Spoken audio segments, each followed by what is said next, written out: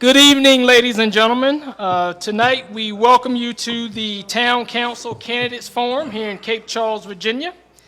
This event is being sponsored by the Cape Charles Main Street as well as the Cape Charles Rotary Club. We're delighted to have you here tonight so that you can be more educated about the contestants who are running for Town Council here in Cape Charles. My name is Wayne Bell Jr., and I will serve as your moderator for this evening. I am a member of the Cape Charles Rotary Club, and I have hosted this event or served as a moderator in all past times that we have hosted the Candidates Forum. So tonight I'm going to go over a few of the ground rules which the candidates are already aware of, but I want to make you aware as the audience. The first thing is we're going to ask that the candidates please speak into the microphone when you are giving your responses. A timekeeper will ring the bell 30 seconds prior to your time expiration. They're going to show a 30-second card, which is that yellow card there. That is your warning that you have 30 seconds left and you need to be wrapping up your response. Once the time has expired, you will see the other card that says time expired, and I am going to politely interrupt and have you stop talking if you continue to go on. Questions will be rotated so that no individual candidate will always have to answer questions first or last. We do have a panel of members from the Cape Charles Rotary Club as well as the Cape Charles Main Street. If they would raise their hands and identify themselves. All right, these individuals are going to be prepared to receive your question, and they will give you an index card for you to write down your questions from the audience. They will retrieve those questions, and we will screen them at this table for a level of appropriateness. All right, in the interest of fairness, again, the order of answering the questions will be rotated. I have a little system up here that you're going to be able to rotate those questions. All right, so at this time, I want to advise you that the candidates have been given 3 questions ahead of time that they should have prepared for. And so we're going to start with those. And we're actually going to start with Carol to my nearest left. So the first question is, the town annually, we got to do introductions. So let's do introductions of our candidates. Each candidate will be given 2 minutes per introduction. So when we start the clock, you'll have 2 minutes to introduce yourself. And Carol, we're going to start with you. Hello, I'm Carol Sabo, and I'm running for town council. About 24 years ago, we visited Cape Charles for the first time. Within 3 months of that visit, we purchased our house on the 600 block of Randolph. I've been a visitor here, a part-time resident, and then for the last 8 years, a full-time resident. Prior to moving here full-time, I was an equine vet, my brother says to just say horse doctor, in Northern Virginia for 30 years. I gradually divested of my practice, purchased Matchpongo Trading Company, the coffee shop up on 13, and since then, after that, I've partnered with my sister Beth Ann to historically renovate 401 Mason Avenue into Peach Street Books. That's the old Pure Oil station, which we co-own. I feel I can be an asset to the town council because of my 24-year-old history with the town. I know that's short for some people, and my varied background in medicine and small business, both of which require hard work and great problem-solving skills. In my past, I have volunteered with the CCMS and the Nature Conservancy. I'm on the board of the Northampton Education Foundation, and I was on the board of the old Cape Charles Business Association before it morphed into CCMS. Thank you. Yes, sir. Good evening, everybody. I want to thank the Rotary for putting this on. This will be my 3rd time doing this for the Rotary. My name is Andy Buckles. I moved to Cape Charles in 2004. We bought our house in 2023. I spent, early in my life, I was in the United States Marines for 4 years. First jobs I had in Cape Charles I was a customer service agent for Jim Schneider for 4 years. I was on the Planning Commission from 2012 to 2016. I was also on the board of the Cape Charles Business Association from 2013 to 2016. I was a member of the Northampton Education Foundation. That one's always a tongue twister to me. From 2016 to 2018. I was on the Attic Hawk group that basically formed Cape Charles Main Street in 2017. I was the first president of Cape Charles Main Street, 2018 to 19. I was elected to town council in July of 2016, and I have been serving for 8 years, 4 months, and I'm also a small business owner. I started up a business in 2011. I'm almost at my 14-year mark. So that's my history. I think I have a pretty good background for running for town council or continuing my job. Yes, sir. My name is Clayton Newman. I live here in the historic district of 10 Randolph with my wife Lisa. I still consider myself a come here, but I have over a 30-year history in the town of Cape Charles that began with when my mother moved here full-time back in the early 90s. In that time, obviously, I've witnessed a tremendous amount of change in this town, most of it good, some of it hard to digest, but I've seen it through a variety of lenses, both as a guest in B&Bs, as a renter in an STR, as a frequent house guest for countless weekends and vacations and holidays with my mother. And eventually, after 12 years of contemplation, we finally built a home here in 2005 on the lot next door to my mother. I've also owned other property in town that I rented as a long-term rental, and even owned a business, the first putt-putt before the successful putt-putt that exists today. We were a little ahead of the curve, perhaps, but we did own a small putt-putt where the Buskey Cider property or area was on Mason Avenue. And then we finally moved here full-time in 2020 when my youngest went off to college. We figured it was finally time to make the move that we'd thought about for a very long time. Collectively, those experiences have given me a lot of perspective and a lot of empathy on a lot of voter issues that we all discuss on a day-to-day basis in this town. Since moving here full-time, I've been an active participant in events and fundraisers. I've been trying to survey the landscape to think about where I could be of the most help. I served 3 consecutive terms on the Board of Governors on my previous community, and I'm very dedicated to preserving the character and the ideal charm that I think that all brought us all here at some point or another. I love this place, and I'm dedicated to trying to challenge or solve the problems and the challenges that are going to come along with all the growth that's surrounding us. Thank you. Hi, my name is Jo Bronson. I live in the historic district on Tazewell Avenue. My husband and I were visitors and homeowners in the same weekend. We bought, during COVID, we came to visit and bought a house before we left.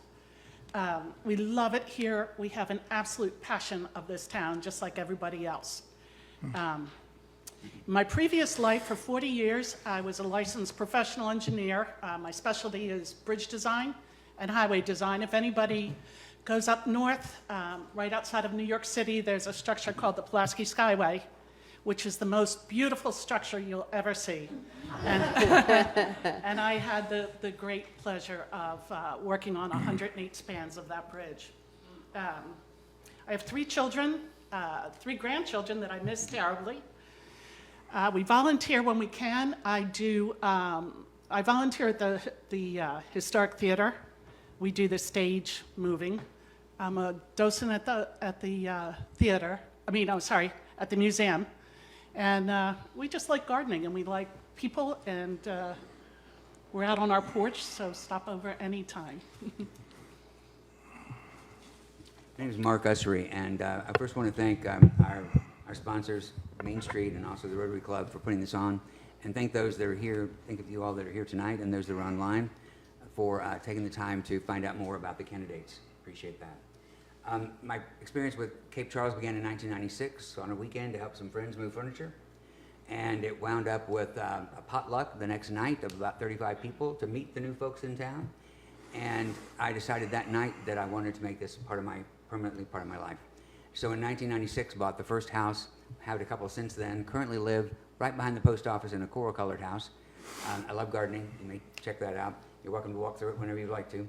I have worked on several projects in town. Probably the most significant one was organizing and being the first president of the Central Park, Citizens for Central Park, back in 2001 is when we began that project, and it continues now. The board believes in recycling, so I am once again the president of the board, being recycled back into that position. I thought about how to introduce myself best, and so some time ago, about a month ago, I sent emails to friends and family, about 50 of them, and asked them to give me 3 words that best describe me. And so on the envelope that you got as you came in, hope you got, if you don't, we'll get you one, there's something called a word cloud. And the word cloud is designed so that the number of words, the number of times a word shows up is how large it is in the word cloud. I'll pass these down if you want them. Thank you. But I think that you'll see that the largest words on the word cloud might be skills that are helpful on being on a town council. First of all, team player is highlighted the largest in that category. So that's my trick. Thank you. Ed? Good evening. I want to thank the Cape Charles Main Street and the Rotary Club for sponsoring this event, as well as the candidates and the audience members. My name is Ed Wells. I live in the historic district. I have lived here permanently for the past 6.5 years. However, I have a long history with Cape Charles, dating back to 1987. I came here to help my brother, Jim Wells, and Chris Bannon to help renovate and restore a rundown duplex on Tazewell Avenue. It became the first B&B in town. In 2001, I purchased property here. In 2010, I built the house we live in today. Through the years, I have volunteered for many activities in town. I've been involved for Citizens for Central Park, Main Street events, including the Fun Run, the Love Fest, Festive Fridays, to name a few. I've been the past chairman of the Historic Review Board. Currently, I'm vice president of the Cape Charles Historic District Civic League. I've recently been appointed to the Building Code of Board of Appeals. I'm a retired small business owner with over 35 years of experience as a home builder and general contractor. I think my background would be a good asset for the town council, as I have a lot of experience of how the town operates and would be able to contribute right away. Thank you. And Tara? Good evening, and thank you to Cape Charles Main Street and the Rotary for hosting this very important forum and for everyone for coming out tonight.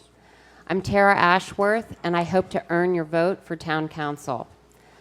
I've been coming to the Eastern Shore since my parents retired up the road 20 years ago.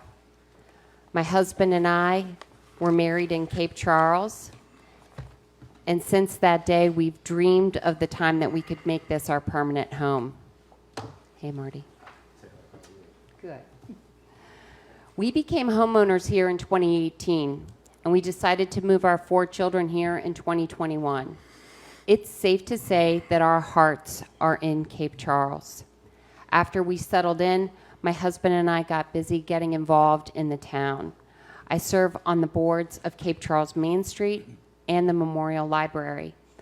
I'm also very involved with the St. Charles Parish, and in 2022, I launched our annual family-friendly Oktoberfest.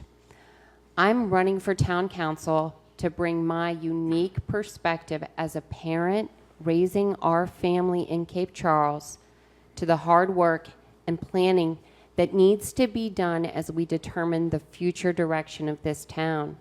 I'm eager to do the meaningful and productive work that will allow Cape Charles to continue to flourish while maintaining the charm and beauty that drew so many of us here in the first place. Thank you. All right, Martin, if you would introduce yourself, you have 2 minutes to do so. I'm Martin Beckett. I am from Cape Charles, born and raised, graduated from Cape Charles High School, 1982 graduate. Went on to the Army, served 12 years in the Army, and then went to college. Went to City College, Monroe College, became a teacher, taught for 23 years, injured my back, and I'm semi-retired, so I'm back home. It's good to be back. All right, so now we're going to jump into the questions that were prepared ahead of time for the candidates. We're going to start with Andy with question number 1. And I do want to remind the audience that you have an opportunity to ask questions from the floor. We're just going to ask that you raise your hand to be recognized so that you can write your question down on an index card, and then we will bring it up to the front so it can be read. All right? Okay, so question number 1, Andy, you will start. These are the questions that were provided in advance, and it reads, the town annually updates its strategic plan and provides a list of priorities based on budget and town staff resources. This is done with the public's review and input. Did you actively participate in the latest review with any suggestions? Also, do you agree with the 2024 ongoing town priorities list? Or do you think that there are changes that should be made to the priority list which would better serve the community, and why? So, yes, I've been a part of the strategic plan since we brought it about in 2021. We basically go out to the community and ask questions to what they want done for priorities. So we get it back, filter it, put it into a logical order based on what we've got. Some of them had nothing to do with, like the water plant, for instance. That was the town manager and the council decided the way that operation was run was in our best interest to do that. But all these other ones are constantly being adjusted. So there's plenty of times when the water plant was at the legal side of it. So all these other ones are getting worked on. Some we changed mid-year. We have a mid-year review and turned around and changed the order of some of these. So 2024, quite a bit of them are off.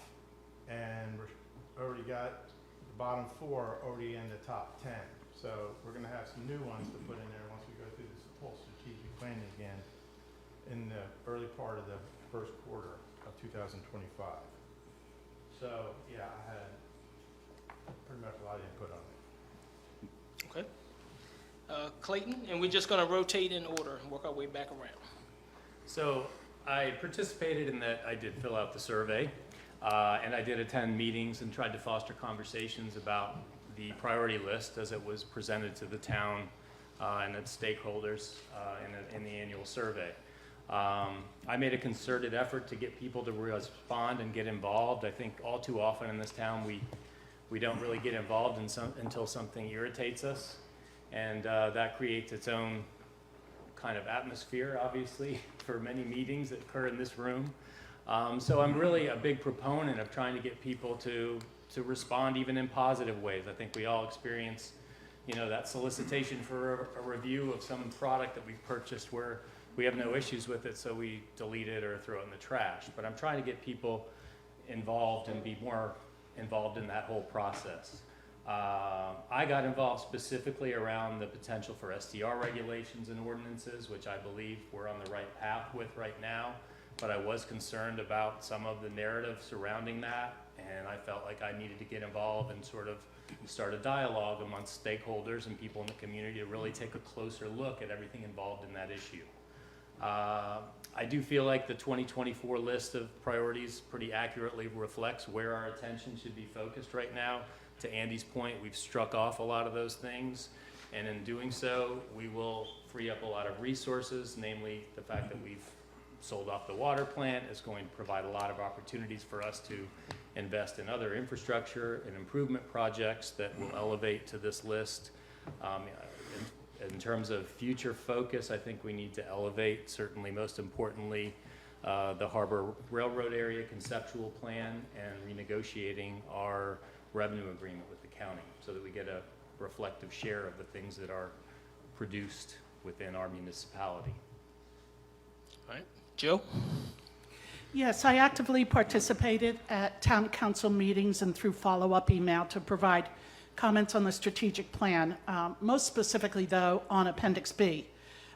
Like Clayton said, my comments primarily centered on the low priority given to STR restrictions and also how the town was encouraging a sense of community. Myself and a group of other concerned citizens made numerous suggestions on how to resolve temporary negative impacts, including parking, trash collection, police enforcement. Onto the priority format itself, the list. When I was told the priority list was not in any specific order, I suggested putting the list in a prioritized format instead of just random bullets. Arranging our priorities by when we get the time to get to it just seemed unreasonable. Priorities are priorities. Second, I didn't agree that the bullets be retained on the list if the action is not a planning item or if it's substantially complete, say 80%, as in the case with the Peach Street Phase 3 that remained on 2024 list. Lastly, I do not agree that we should make a town priority for the sake of making a town priority. It was noted that in 2022 and 2023, the beach priority was just to protect and maintain the beaches. In 2024, it was changed to development of a beachfront master plan with beach, dune, boardwalk, love sign area, bathhouse, to completely change the character of the beach to the point that it was no longer recognizable. Considerable resources of both time and money went into that task. In my opinion, it should have been used on more pressing issues. Thank you. I too participated in the process of the strategic plan and the development appendix B. I filled out the survey. I also received a briefing on what happened on February 24th since I couldn't be at that session, and participated in the forum on March 21st with some suggestions, including a couple of emails in addition to that. As far as the ongoing priorities list goes, I applaud the town for doing the survey that gets our input and providing a number of opportunities for us to participate if we choose to. I agree with Joe that I would have preferred a priority list to actually be in a rank order of some kind. I think it helps any organization to focus better on what they do from day to day and what their how their time is spent. Also, I think that in talking with a number of individuals going door to door, people have been very tolerant of me showing up and knocking recently. I'm glad that we've settled or are settling the regulations on STRs, or reasonable regulations on those. I think that public parking still needs to be up there, and it has now moved up there. It should be a top priority because parking has been an issue for a number of folks. The infill of sidewalks around town to make it safe to walk from point A to point B, I think should be up there on the list.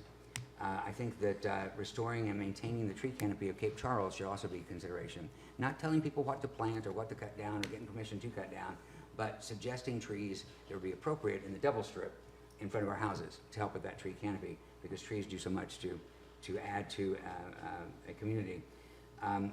The other final comment is I did want to say that at the 21st meeting I did suggest that the Central Park project be placed at the same sort of level as protecting and maintaining beachfront, harbor, and the business district.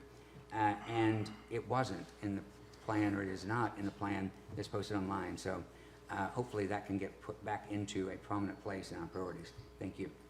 All right, Ed? Yes, I did actively participate in the strategic plan. I was at that meeting for the strategic plan review. I was a member representing the Cape Charles Historic Civic League. Members of Town Council, Planning Commission, Historic Review Board, Town Manager, as well as town staff were present. Members of the public were invited also, but did not participate in the discussion. We all participated in with questionnaires and surveys of what we think the town should be. My priority in general would be to keep our small town character, which would be number one. I do agree with most of the priority list. I think there are 14 projects on the list as of March 1, 2024. 1 through 11 are pretty well worked on or completed. This list is on the town's website, if you're not familiar with it. The list usually has some items carried over from previous years. I think some projects on the list should include workforce/affordable housing, shared revenue with talks and agreement with the county. New changes, I think we should start to care about infill and sidewalks, which have been going on for years and years here and never been resolved. More street cleaning, fix the town lighting, just take care of our infrastructure in general. We need to spruce up off Main Street. Thank you. Tara? Great, thank you. I did participate in the strategic plan as well, in that I took the survey and I reviewed the data that was presented back with interest. The strategic plan has some very important goals for the future of our town. And as described by the document itself, it is a nimble document that happens quickly. Now, where I sit as a constituent, and I looked over the past 3 years' worth of strategic plans, I noticed one very interesting thing. Aside from 3 items, those strategic plans were almost identical. Why is that? Are we not giving enough resources, time, money, human resources to accomplishing these goals? I'm a doer by nature. I believe in tackling projects head on and getting things done and done right. It appears that sometimes we're spending money on studying some of these strategic initiatives rather than on accomplishing them. For example, we most recently spent about $100,000 on a beachfront master plan when everyone can tell you the town needs a beachfront bathroom. A strategic plan is great and it's necessary, but let's focus on getting things done as much as we're focusing on creating a strategic plan. Thank you. Martin? Okay, well, I didn't participate in any of the reviews. I didn't participate because I think that we don't consult with our residents enough on things, and I think that we don't recognize them enough. I think when it comes to That mic's not working. it's not working. Okay, so can you hear me now? So I think we don't recognize our residents enough. We take them for granted, and I think that when it comes to some of these plans, like the beach plan, I went down to the beach and I talked to a few people that lives on the beach, and they don't like the plan at all. So when you say that you spoke with people, who did you speak with? Not the people that I spoke with. So that's another reason why I didn't see a reason to come to these meetings, because people are saying things, but they're just not actually true. All right, and we're going to finish up with Carol. Hi. The list for the 2024 strategic plan was extensive, but it seems like most of the objectives were at least started to be addressed. Some were delayed and some were completed. I, on the other hand, have another option of what should be done next. The one item that was hampered by building costs and availability of contractors was the town visitor center and bathrooms. The council is working on pairing this bid with that of the new town hall to try to get costs more in line with the budgeted amount. The new town hall will improve life for the town residents and employees by having a safe, accessible place to voice concerns, conduct town business, pay bills, and work. I really feel like the new town offices are one of the most important things that we can do. It's not on the list. The new town visitor center will help keep visitors informed about town rules, planning their visits, and have accessible bathrooms. Sort of, if we compare these two, we'll have something for everybody, both the visitors and the residents. I think that accessibility in this town is a problem, whether it be the beach, the library, parking, the visitor center, or any town services. And that should be the emphasis of any project going forward. Thank you. All right, and before I ask question number 2, I just want to do a temperature check on volume. People in the audience, can you hear fairly well? Everybody good? Okay. All right, so I'm just going to ask you to, again, just remind you, try to speak into the microphone, but it seems like the audience can hear you fairly well. All right, question number 2, we're going to start with Clayton. And question number 2 is, Cape Charles' current strategy for the future appears to be based primarily on tourism. Do you agree with this strategy, or do you think there might be another strategy for the future which could better diversify Cape Charles' economic base? So I guess I would begin by saying I don't know that it's necessarily been identified as a strategy in any document that I've read. I mean, there is references to tourism certainly in our comprehensive plan, our strategic plan, but I think there's an important distinction to be made between a tourist town and a seasonal town, because similar argument that I made around STRs is that so much of the behavior, so much of what people observe in this town is not necessarily people here renting a home for a week, but it's also people who have second homes here and people who are utilizing their home as a vacation rental and letting friends and family use it and being on vacation just in the same respect that their STR guests are. But the reality is that both tourism and being a seasonal town is the thing that's percolated and has brought us some prosperity in this town after many years of having nothing, if any, prosperity at all. And despite all the enterprise and opportunity zones, the HUD zones that would offer potential employers and home builders substantial tax incentives, we haven't gotten any traction on those fronts. I would love for that to happen. I would love to bring young families back to Cape Charles, but I'm also a little bit of a realist, and I know what's gotten in the way of that. I mean, we have multiple things that we've tried, the Stip Park, the Southport Investment Group, who tried to bring a major hub to the East Coast for yacht and boat servicing, the Hinckley Yacht Facility. So many things have failed in large part because we just don't have the infrastructure to support the affordable housing, the cost of living, the healthcare, education, youth activities, childcare that we need to attract people in those types of jobs. So for now, I don't see anything wrong with embracing tourism, but I would also say that I think there's a wave coming here that will be more permanent residents as a result of our popularity. All right. Joe? Tourism has been a highly successful strategy for the redevelopment of Cape Charles. It has brought people in to support businesses and to rebuild our housing. It has brought vitality to our town business owners. The overwhelming reason tourists are attracted to Cape Charles is the small town charm and quaintness. There are many other commercialized tourist areas that tourists drive right by on their way to Cape Charles. We cannot and should not try to be like them. What we have is a friendly town with a small beach, quaint activities associated with a small beach, fishing, boating, shopping, and best of all, a brewery, winery, and distillery. How can you beat that? We need to make sure we do not over-concentrate on tourism, though. If we overpack our small town with tourists, then the charm is going to suffer and visitors and locals alike will lose interest. This is an instance where more is not better. To supplement our economic base, even though the railroad is gone, we should find ways to leverage our port and water access. We now have incredibly high-speed internet that we should be marketing to potential homebuyers to work from home without being in a city environment.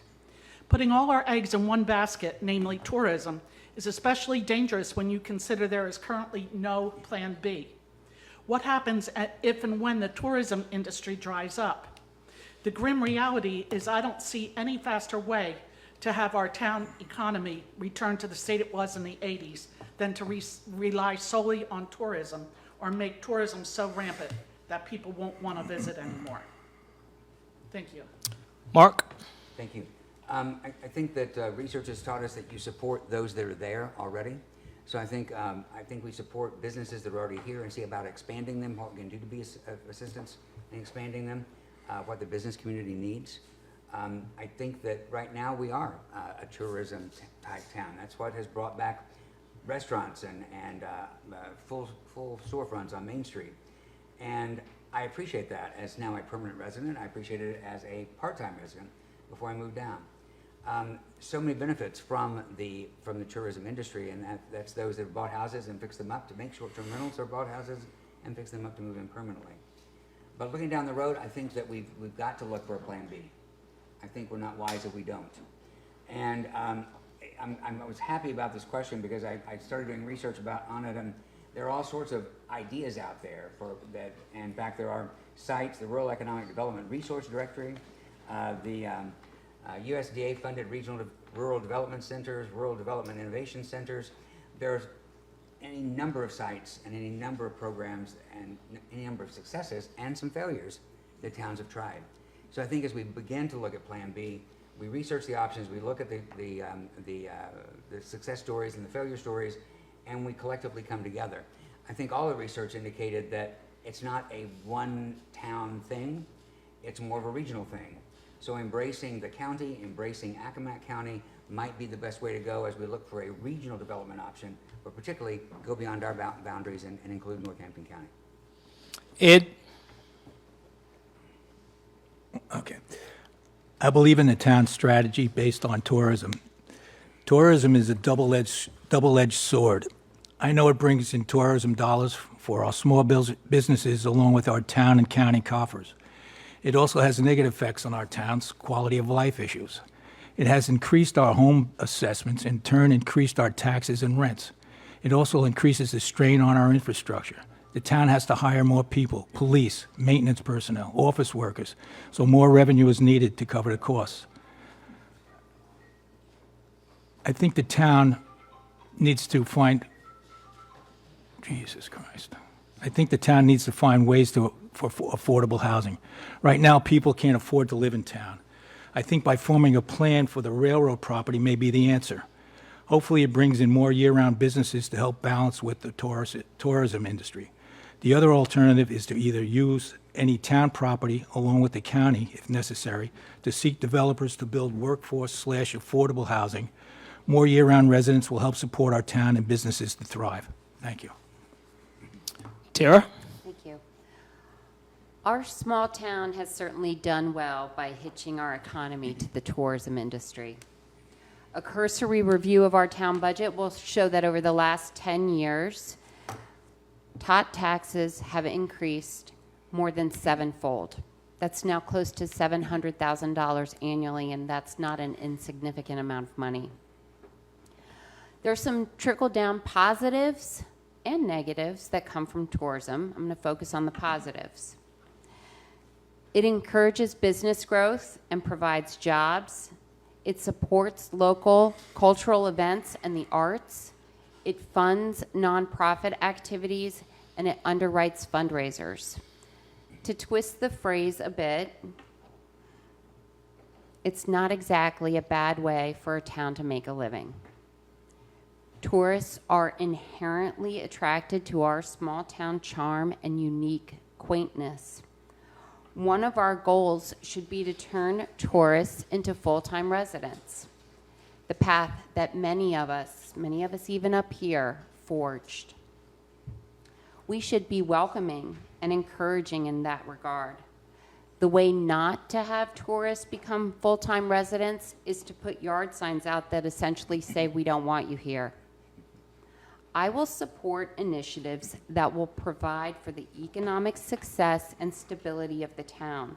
Let's continue to zone for light industrial and commercial development as appropriate, but let's not discount the substantial benefits of tourism.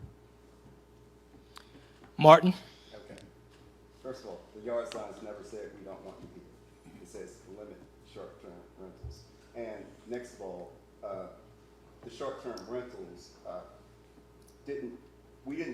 we shouldn't limit short-term rentals. What we should actually do is regulate short-term rentals so we can monitor them, so we can know exactly who's where and know how to tax them. So, yeah, I think we're basing too much on tourism. I think that once upon a time in this great town of ours, we didn't need tourism. We were self-sufficient. We had four gas stations. We had 2 grocery stores. We had a school, and the school was the center of our community. You guys have you call it, what do you call it? Central Park? I lived in New York for 30 years. That is not Central Park. It doesn't even have a basketball court. So, when it comes to tourism, yeah, I agree with you. We need to maintain them. We need to attract them. We need to do things to get tourism here and keep them. We don't want them to leave. We want to keep them. So we should attract them by having a school. Because Tyra, you take your kids all the way to Virginia Beach to school. I sure do. That is tough. My husband and I do it. You do anything you can for your kids. Absolutely. But we used to have a school here that was a 9 on a scale of 1 to 10. I'm sure. And Mr. Wendell, 30 seconds? Okay, thank you. Mr. Wendell did a lot to keep that school together. That shouldn't even be called Central Park. What it should be called is Wendell's Memorial Playground. Have a nice day. Carol? Oh, I didn't. I sure didn't. I'm just fired up, that's all. Whether it was planned or not, tourism is here to stay. Certainly, it's a minor player in the town strategic plan, but it seems like market forces have increased tourism in our town over the last decade. However, the town is really diversified, and there's opportunity within the town limits for a variety of economic drivers now and in the future. The working harbor and industrial areas south of Mason continue to grow and thrive. The harbor is coming back under town management and can provide jobs and recreation as it has through history. The railroad property development can be planned to allow for a variety of housing options and attract more services back to the city. I think all those things are on the future for us and certainly will help with balance the tourism. Thank you. Andy? All right, so I'm gonna look at this as a completely long, because I've been here 21 years, living here full time, so I've seen many cycles. Strategically, we're not focused on tourism. Tourism happened. We were looking for something, a group of us, all the business people throughout this town have gone through, we've gone through this cycle of trying to figure out what we can get this town to do. I look around here, there's probably 3 people that have been here, either born here, lived here, in this town. The rest of you all came via tourism. So it's one of those things you got to keep an open mind about. But we strategically do not spend any time on council doing it, other than we're dealing with zoning issues, which happen to be STR as part of the zoning. All the stuff that we've done over the years has really driven this town. We have other people. Ken's working with education. Education is a big factor for all these other things to happen.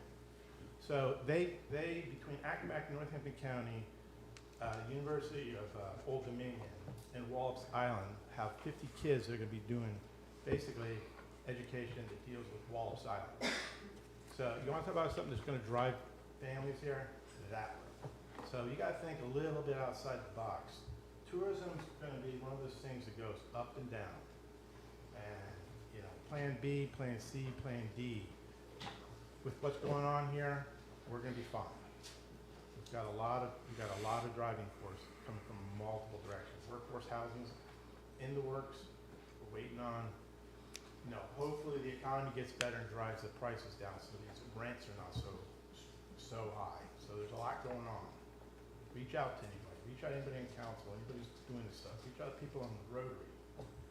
Guys, these guys are doing a tremendous job with the education, what you guys do. Okay, so this is the third and final question that was prepared in advance. We're going to start with Joe. And the question reads, the town staff, town council, and planning commission have been working during the past year on updating and revising its zoning ordinances. Most recently, revisions have been proposed for the harbor area. Given the potential for sale of the railroad property to be finally settled, do you agree with the current ordinances changes for the harbor area? If not, what would you offer differently? And Joe, we'll start with you. Thank you. For those of you that do not know, the Harbor District is composed of the area south of Mason Avenue, extending around the marina, and includes Hookett Harvey and the Coast Guard Station. For a point of reference, excluding the concrete plant, the Rosemont School, and the proposed town municipal center, the Harbor District is about 15 to 20% larger than the historic district and area, and that's a big area. As most probably know, the railroad has now been removed, and there's a potential for the railroad yard between Mason and the harbor to sell for development. Wisely, the town has been working on updating the zoning for the harbor area so that potential developers cannot just build whatever they want. Our zoning ordinance should and do a good job of providing guidance on the types of uses that are permitted, as well as the degree of intensity or density that we find acceptable. I am generally in favor of the proposed changes to the zoning ordinance. I'm in favor of the street extensions. This concept was encouraged in the August 2006 Harbor Master Plan report, and I believe the street extensions will provide a seamless border between the adjacent historic district and the harbor. There's still a few things that need to be clarified, but I personally have no objection to the harbor zoning ordinances. These are a few of my minor comments. In the harbor commercial district, since single-family homes are not permitted, I think a B&B should be removed, as they would just look out of place. I also think campgrounds, even as a conditional use, should be removed, but I do think off-site parking should remain as a conditional use. At the end of the day, the reality is the town will need to sit down with potential developers to work out just what is economically feasible and come up with a plan that is mutually acceptable. Mark? Thank you. I think we got an amazing opportunity with the railroad property to really come up with a concept for the area. And not too controlling the concept, but at least one that, that works with the goals stated in the document, which is a working waterfront that's compatible with the new industry, new businesses, but also access for people, so that all of us can have access to the harbor itself and enjoy the boardwalk around it and the other amenities that are there. The mixed-use development, I think, is exciting, the possibilities. I do think that the combination of commercial and residential is a great idea. I don't have a whole lot of concern with what the changes are. I like the fact that it's simplifying the zones, and a lot of work has gone into it to simplify and to define more clearly what is allowed and what isn't. I would hate to ever see any kind of a high-rise go in, but it would be nice, it is nice that we've got the constraints on height without some kind of special recommendation or special permit. I do think that any development in that area should have something along the lines of affordable housing, some incentive for the developers to include affordable housing in the overall plan, and I think the town can help direct that. Not control it, but direct it. Thanks. All right, Ed? Thank you. I do agree with almost all of the revised zoning ordinance. I know a lot of time and effort went into these revisions. I have to admit there's a lot to decipher in these revisions. I would like more time to thoroughly go through them. But ask the question, I like the idea of public access, the harbor, and a friendly pedestrian environment throughout the harbor. I like the idea of underground utilities. I agree with the lighting should be downward projection. I'm not sure if it is a dark sky area. I like the idea that the area along the south side of Mason, defined as Main Street mixed use area, is subjected to a historic review board and the harbor review board. I like the prevailing setbacks, the height restrictions, etc. I didn't really see any parking requirements except the harbor commercial district referring to B&Bs. That would be on a case-by-case basis. I do disagree with the by right change to include STRs in the harbor district. I think that should be looked at and further discussed possible ramifications. Again, there is a lot to digest in these changes. I think mostly favorable. Thank you. Tara? Thank you. I've reviewed the current iteration of the plan, and it addresses a lot of particulars, everything from storage and laundromats to daycare facilities. My concern is a little bit about what it doesn't address. First and foremost, parking. We've heard countless times that parking in town is an issue. The plan looks to create multifamily dwellings, which will increase our population density. I understand that this is an attempt to grow our small town by offering workforce housing, but we need to deal with problems facing us now and not exacerbate them. The harbor land area is our collective field of dreams, and we need to be certain that if we build it, they will come. Drive down Old Cape Charles Road, and you will see 3 multifamily dwellings. 2 of these are vacant. The builder is looking for a buyer after having to declare bankruptcy. The other one took quite some time to fill. Let's make sure that we're creating an area that will complement our historic and commercial districts, not distract from them by remaining vacant. We have one chance to get this right. Let's make sure we're being pragmatic and logical in our approach, not simply altruistic. Thank you. Martin? I yield my time to Carol because Mark, Ed, and Joe pretty much said what I have to say. Carol? I can't talk for 4 minutes anyway. The new proposed harbor zoning would allow the south side of Mason to develop into a mixed area of commercial and residential, much like the north side of Mason. This could allow for housing with a smaller footprint, like apartments and condos, also tend to be cheaper, and give more options for startups and established businesses and services, giving residents more ability to conduct business without leaving town. Maybe that'll help with the golf carts too. Hopefully this will start with the new bank being built right on Mason. It'll also balance out both sides of Mason Avenue and add to the small town Main Street feel. Nothing like having a little bit of a corridor with similar structures on either side. The south side of the Harbor District continues to be light industrial, which allows for more varied uses and can continue to diversify our economic base and continue our long history of having a working harbor. I think it's a great plan. Thank you. All right, Andy? Well, having worked on it for, I don't know, 2-3 years, this time around, it's been worked on several times. One of the things you're gonna have, the view sheds that come from all the fruit trees, they're gonna have, it's gonna be a continuous thing through it. That's been in the zoning forever. Part of that 40 acres of property, 25% of it will be open space. Anytime there's a business involved, there will be, based on their business and type of business, they will be required to have parking. And I'm almost pretty sure we're gonna have parking for the residential, commercial aspect of it. There's a lot to this. So, and also, the south side of Mason Avenue, between Patrick Hand's building or the parking lot over there by Patrick Hand's where the bathrooms are, all the way down to the hump, to 120, 140 feet directly behind it, that is going to be in the historic district overlay. It's, or historic district, not the historic district overlay. It's going to be the business district. There's two overlays.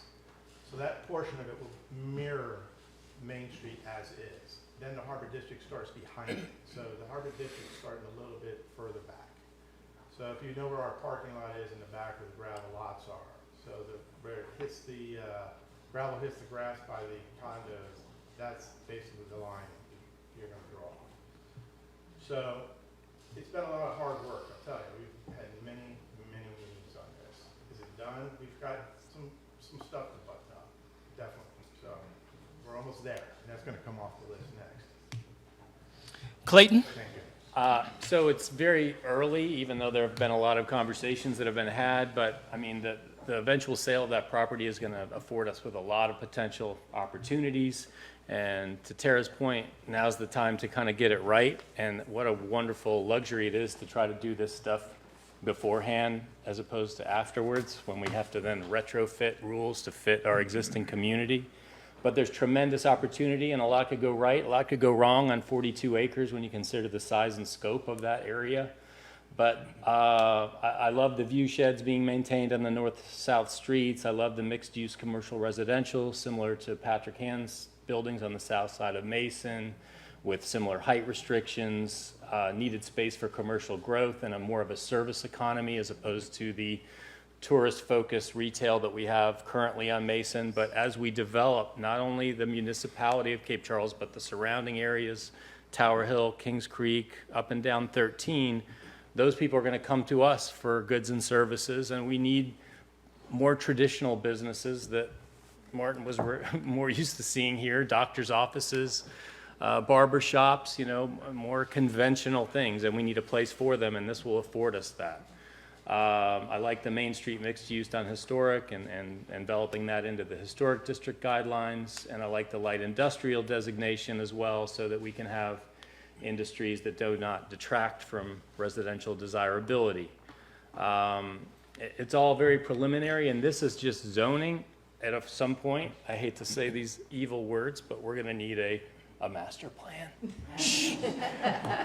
that then gets specific about density and what we really do, that encompasses parking and open spaces, potential recreational facilities, parkland. Most importantly, hopefully the town gets the opportunity to buy it themselves, because then we'll have an added level of control over the whole process. Okay, so now we're going to take questions from the audience. And just a reminder, you have 1 minute to respond to these questions. So the timekeeper is going to set the time at 1 minute. You're going to get your 30-second warning, and then we're going to wrap up when time expires. Mark, we're going to start with you. And the first question is, why did you decide to run for town council? And what have you specifically done to prepare yourself for the town council seat? This question is not about your qualifications, but about your preparations for the role. Also, will you make a commitment, if elected, to regularly attend meetings and to come fully prepared? Yes, I will make that commitment. I believe that 37 years in the college classroom teaching business law, I'm able to research, I'm able to read, I'm able to digest information, and I believe that my commitment to the town has been shown in the projects I've been involved with in the past and currently, and I continue to look for other opportunities to assist in telling our story as Cape Charles. The Rosenwald School, Central Park, and that was the name of it on the original town plat.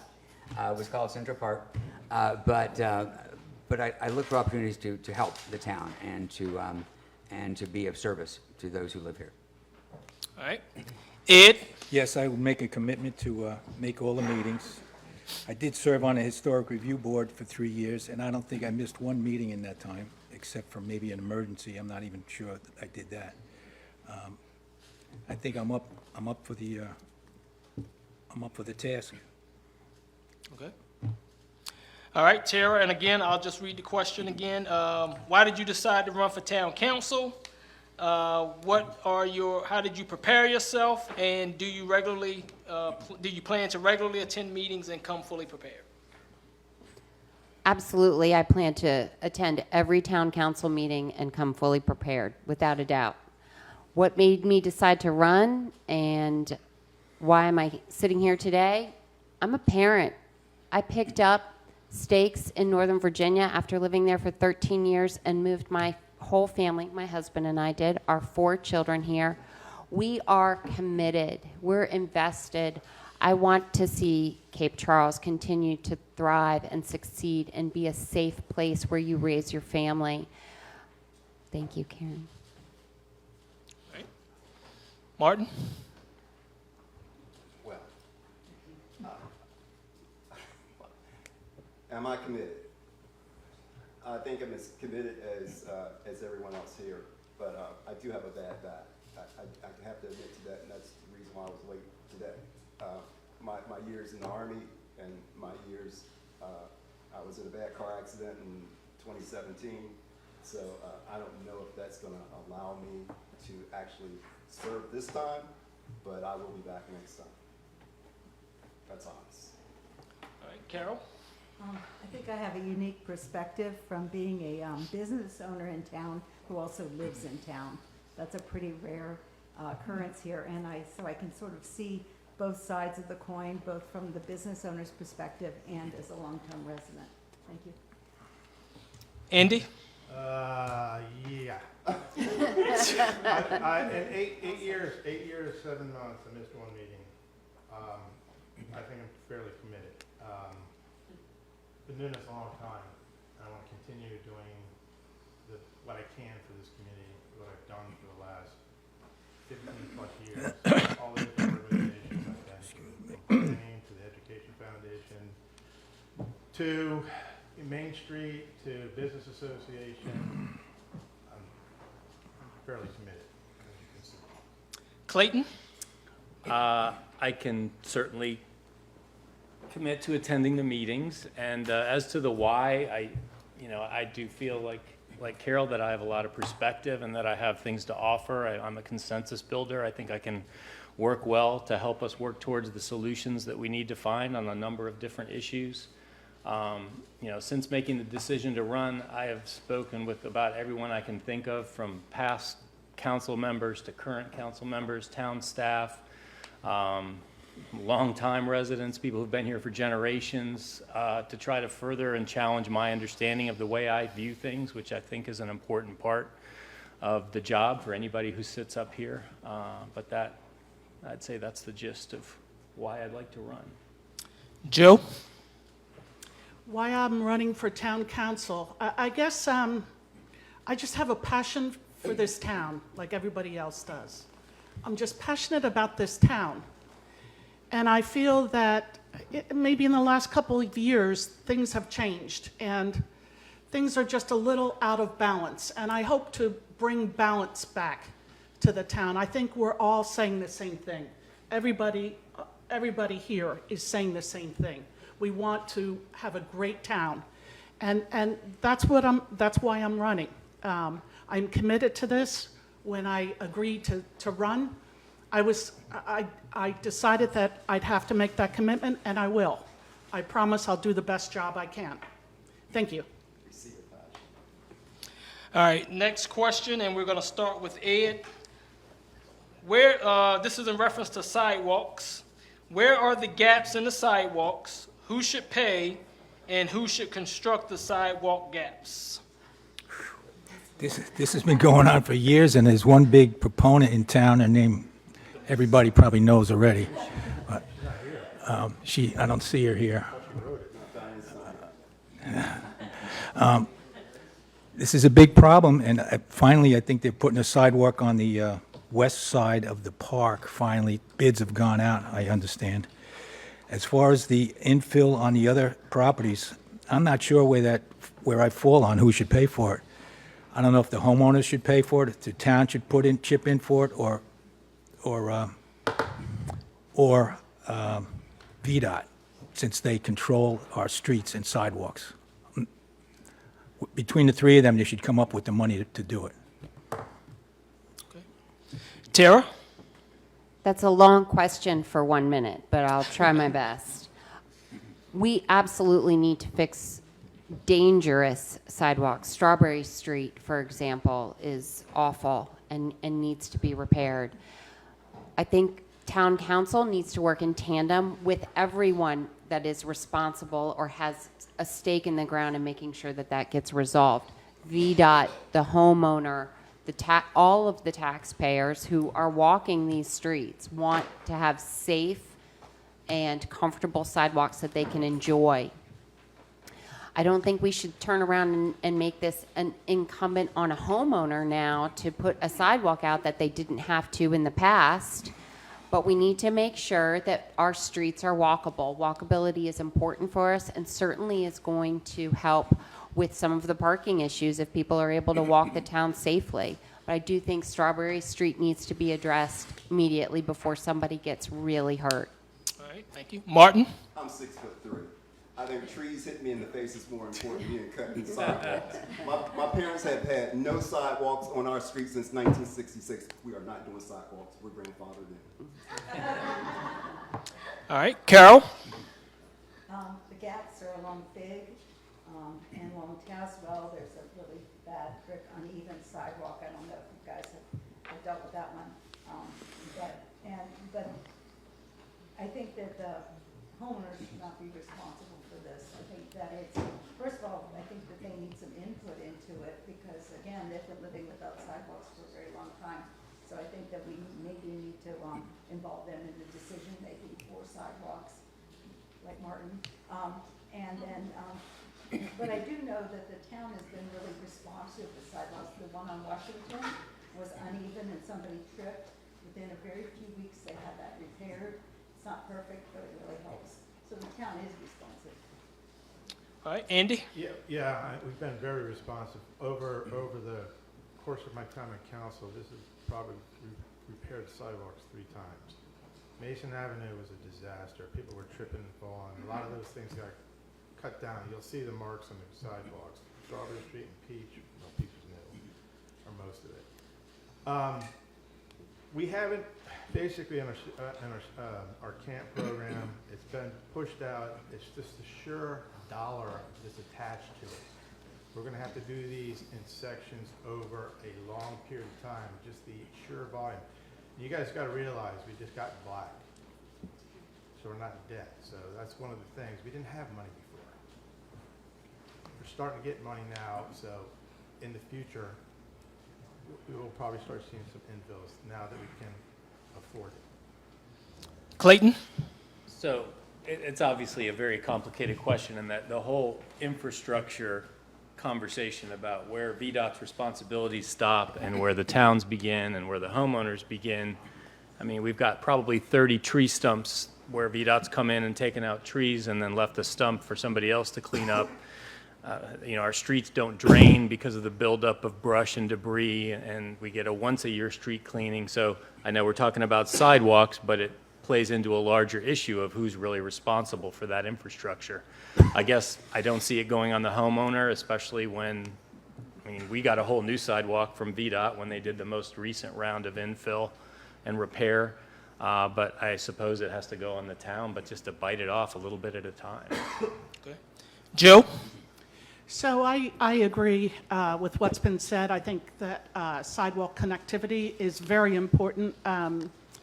It's in VDOT right-of-way, so officially VDOT should be responsible, but they're not going to take the initiative. I think property owners that were building here were required to build sidewalk along their frontage, and pardon me? No. Okay. We weren't. New construction was required to have sidewalks built when the house was built. And we paid. We did not. All right, let's continue. Go ahead with your response. Okay, so there are certain residents that built their own sidewalk at their own expense. I can understand there being a frustration, but I don't think that should hold up the sidewalk infill construction. I think we need connectivity, and I think that it should be done at the town. It only has to be 4 foot wide. You can put bituminous sidewalk in. Thank you. All right, and Mark? I think that as our population, and I've now moved into the average age of our community, which is 65 to 75, as I recall, based on current population statistics, I think we need to concentrate on sidewalks that can be walked by, and particularly walked by individuals that are of a more mature age. I think that we need to do something to compensate potentially those who had to build their own sidewalks. If we're going to do other sidewalks free, I think that's only fair.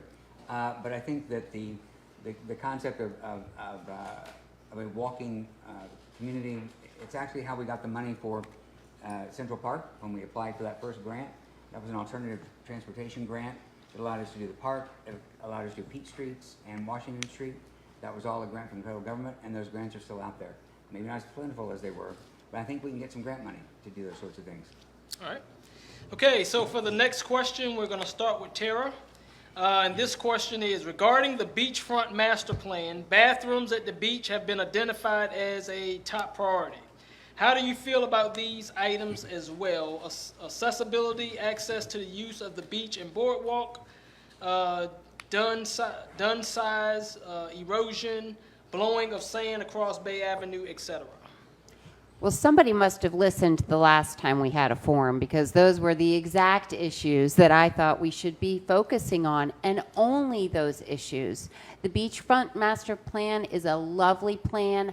Tons of work obviously went into it, but it's a lovely plan for a big beach city. Rehoboth, Atlantic Shores, California.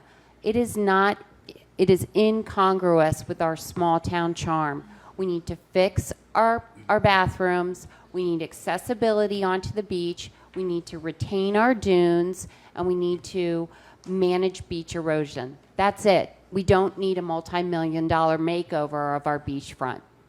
I agree 100% with what she said. Thank you, Marty. That's your response? Yes. Okay. All right, Carol? Again, what Tara said, I think that the bathrooms and changing rooms are really important. Many of the business owners down on Mason have people coming into their stores, and we see people in cars, changing clothes. It just makes things so much nicer for people to have a clean spot, a place to wash off their feet.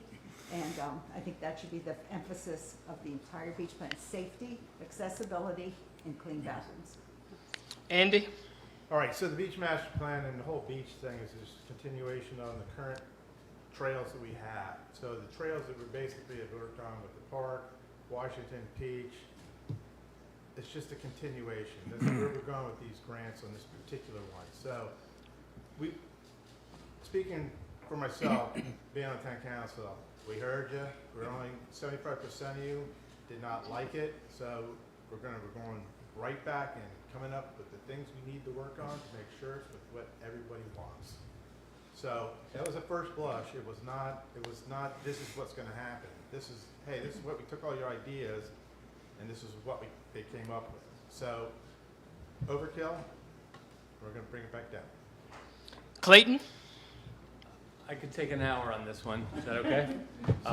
60 seconds. Obviously, the plan got eviscerated. I don't think that it was rolled out in a way where people understood that it was intended to be a concept that would solve all the problems that we identified in the survey as a community, that we sat on committees from stakeholder groups throughout town, from the Historic District Civic League to the Coastal and Dunes Board to all these different groups, the parks. I mean, everybody talked about this for months, and this was a proposal. If we don't like parts of the proposal, that's fine. Let's have a conversation about it. But there's a lot of good in what's in there. It's just out of scale, in my opinion. Okay, Joe? I think, just like everybody else said, that bathrooms would be nice, new bathrooms, maintained bathrooms, open bathrooms would be nice. I like having accessibility to the beach, but other than that, I love my lookout at Tazewell. We love that. We go up there, we meet people. We don't need anything better. If we have to maintain the dunes, the winds are going to blow and the storms are going to come in, and our dunes will look exactly like they do today in 10 years, regardless of what we do. We can regrade them. We'll have to maintain them in 10 years. We'll have to re-maintain them. But I think that what we need to focus on is maintaining our small beach, maintaining the character of our town, and not getting hung up on what we should do to entice more people here. Thank you. Mark? You know, it's sometimes said that it's not done until it's overdone, and I think that that master plan was done. So I think it does have concepts, though, for us to take a look at. And I think the important concepts are the bathrooms and the showers and the foot baths that you find at other beaches. I do think that the accessibility issue needs to be met. We need to have the beach accessible for those of us of a certain age. And we also need to listen to the vendors that are at the beach that add so much to the character of the beach, creating some space for them, whatever that is, and to go along with that, something for shade. If people want to go down and grab lunch or dinner, whatever, at the vendors on the beach, if they want to then eat someplace, there's really no place to do that. If you don't have a tent on the beach or whatever, there's no place out of the sun to do it. So I think we ought to look at that too as part of the development plan of the beach. Ed? I think the consensus is it's been way overdone, the business master plan. Pretty much what I have to say, everyone else has mentioned. We need handicapped access. We need the showers and the bathrooms. I think parking may be an issue that should be looked at. And also the vendors. You know, when people come here, the parking of golf carts and cars seem to don't mix so well, and they end up coming down the streets in the town. You know, that has to be looked at also. I think there's ways that it can be fixed. I think the town will send back a new plan that's going to be much pared down than the original. Thank you. All right, Martin, we get to start with you with this question, so you can't divert it to anybody else. All right, this question. Do you envision a place for affordable or workforce housing in Cape Charles? If so, how should the town and its taxpayers assist in its development? I do envision a plan for workforce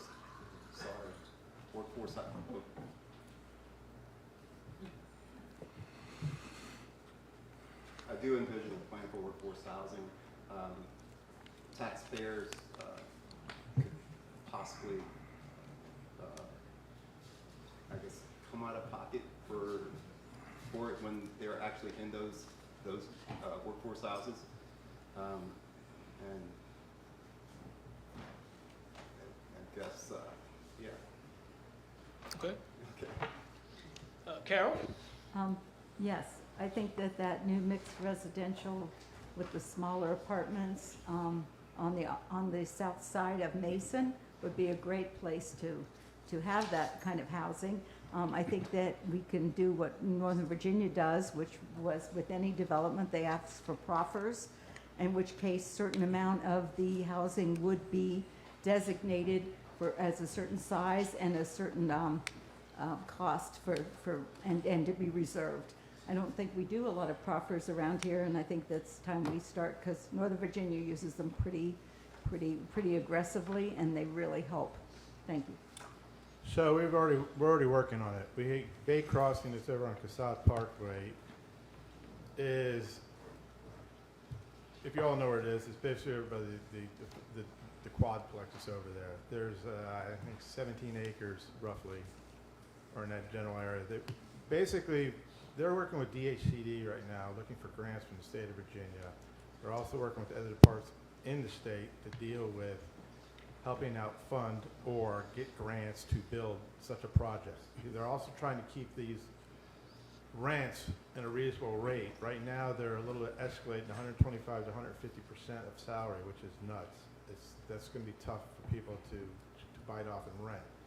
So with what's going on right now, the construction costs play a lot into it. And depending upon when Virginia comes out and releases grants to some kind of these projects, they're starting to show up over here. We're starting to get a lot of stuff from DHBCD. So there's a lot going on. Clayton? So, to Andy's point, there is a lot underway on that front. If you go on the website, if you search for Bay Crossing or Lance Marine, the developer, you can see a lot of specifics in there about exactly what they're trying to do, what the price points they're trying to achieve, the size of the units, the square footage, their funding sources to try to accommodate and execute the plan. So in addition to potential affordable options in the railroad property area, there's already something in process, and that is a phase one on that piece of property too. There's also the opportunity, I believe, to mirror a whole duplicate of it if necessary on that same piece of property that would be identical. Okay. Joe? Yeah, I agree with all that said. We definitely need workforce housing. I think that we should try to get grants for this. I don't think that this should be necessarily taxpayer money. The problem is, where do you put it? Where's there available land? But, you know, affordability, I think that a lot of workforce housing may have been lost in the loss of some long-term rentals. Maybe we can encourage more long-term rental housing in town, just to get more people that would be full-time and workforce, not just seasonal vacationers. Mark? I think we have to have workforce housing. We've got to have affordable housing. We're having a problem staffing different businesses in town already. I think that there is money out there from grant money, although grant money through the federal government is still taxpayer money, but it's not local taxpayer money, I suppose. But there ought to be something we can do with proffers and with development to require a certain percentage of developments, particularly the railroad property, to be workforce housing. It's essential. We got to do something. Ed? I agree with everyone. We definitely need workforce housing or slash affordable housing, and we need it now. I mean, there's not enough people to keep employment here year round. The business owners are struggling every year to find people to work. I think we could use our accessory structures in town to possibly use for rental units. There's got to be other ways, because this stuff that Andy was talking about is way down the road. The railroad property, that's not going to happen for years. The other property with the Lance, you know, he needs the water and sewer brought out there. It's a lot of money. We have no control over that anymore. So there's a lot of problems. Okay. Hopefully we can get something done. All right. Tara? I said in my remarks, let's make sure if we build it, they will come. We've got 2 vacant buildings right now. People aren't moving into them. We need to solve this problem now, as Ed said. We need to look at creative solutions. Let's offer tax incentives to homeowners in Cape Charles who are willing to rent their properties to long-term renters. Let's get those young families here that we're always talking about wanting to bring into town. They're not going to want to move into an apartment. I've got 4 kids. We might not have 4 kids if we lived in an apartment. So let's get some houses available for larger size families and bring them down here. Proffers are a great idea, but they often seem to be concentrated in just one location, and I think we should open up to houses and apartments. Okay. All right, next question, and we're going to start with Carol.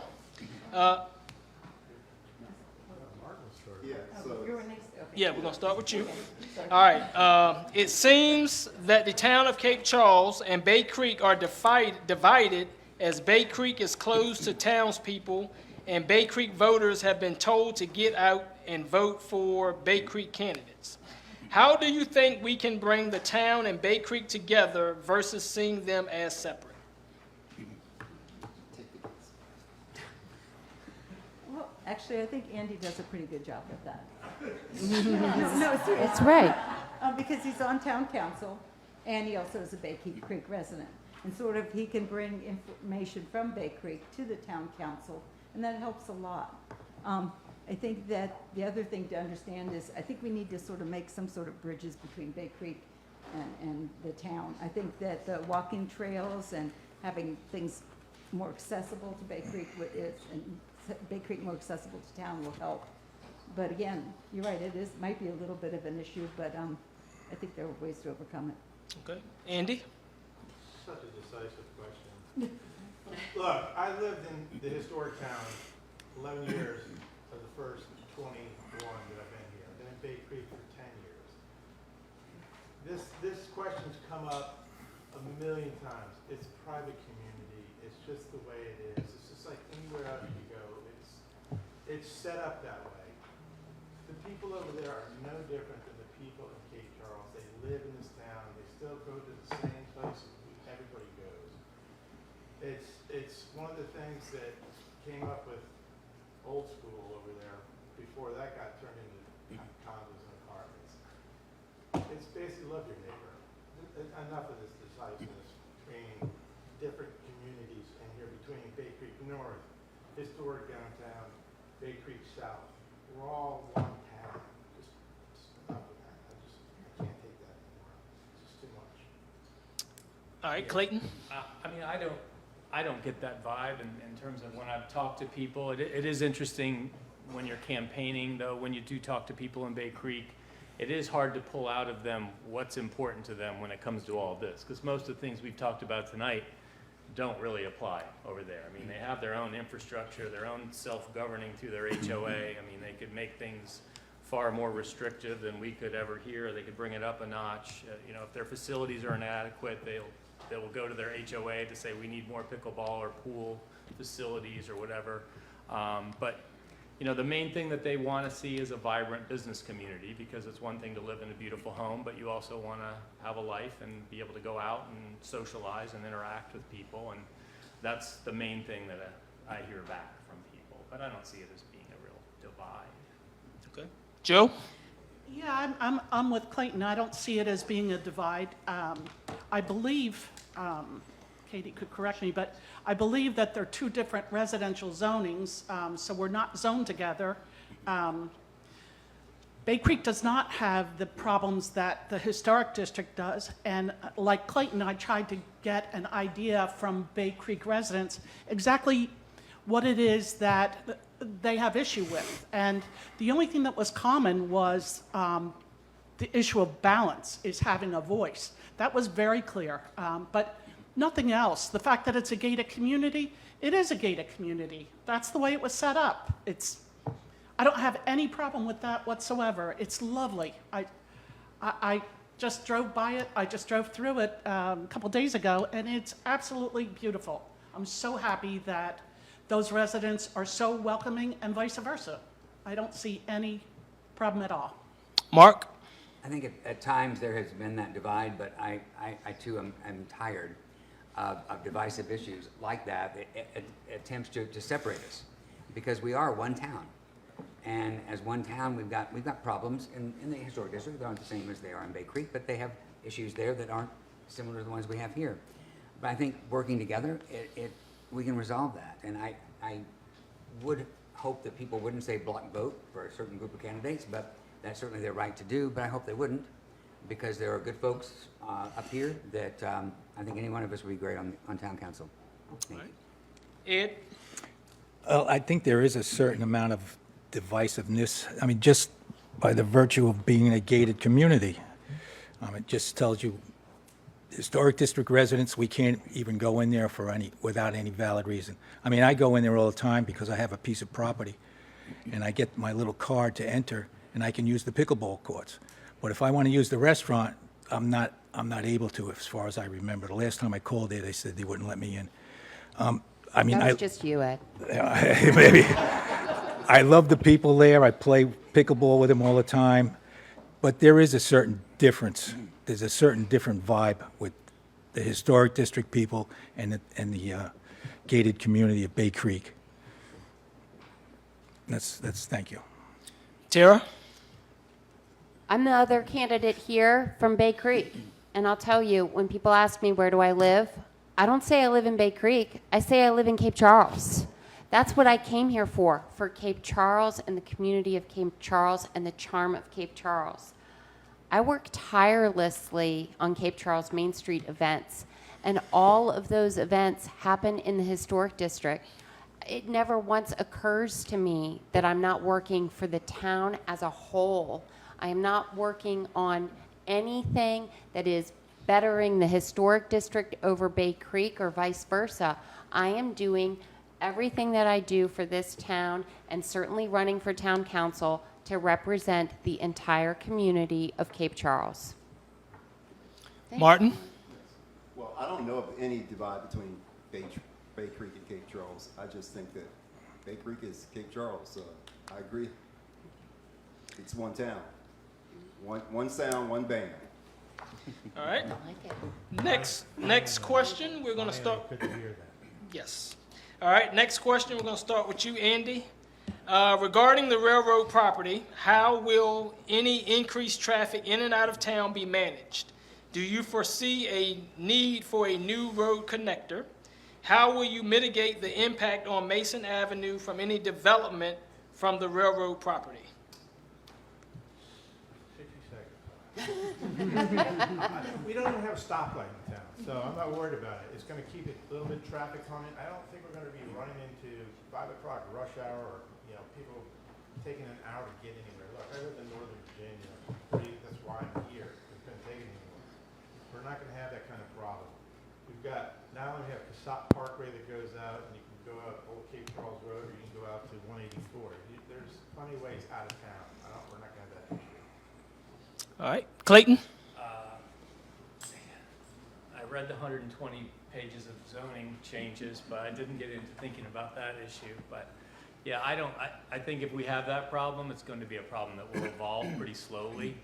But, with the new road that we cut in not too long ago, I can't imagine that it's going to be too much of a stress on that. We do need, there does need to be a master plan in terms of how we think about how traffic is routed to and into that portion of the town, but that'll be part of that process when the time comes.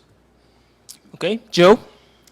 Yeah, being a traffic engineer, I don't see traffic as being a major issue. I think if it is, we can address it at that time.